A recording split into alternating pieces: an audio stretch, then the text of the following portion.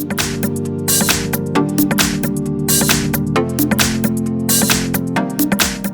I have IBERRY Auxus Beast, and let me show you how to change date and time settings on the following device. So at the very beginning, let's start by using the home screen. Find and select the apps icon, then choose settings. From the list of settings, you need to scroll down and select here date and time.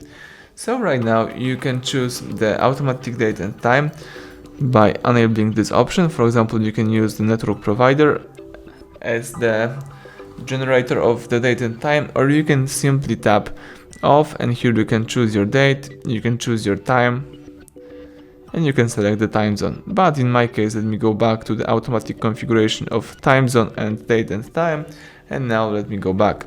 So that's it, everything went well. Thank you for watching. Please subscribe our channel, leave thumbs up under the video.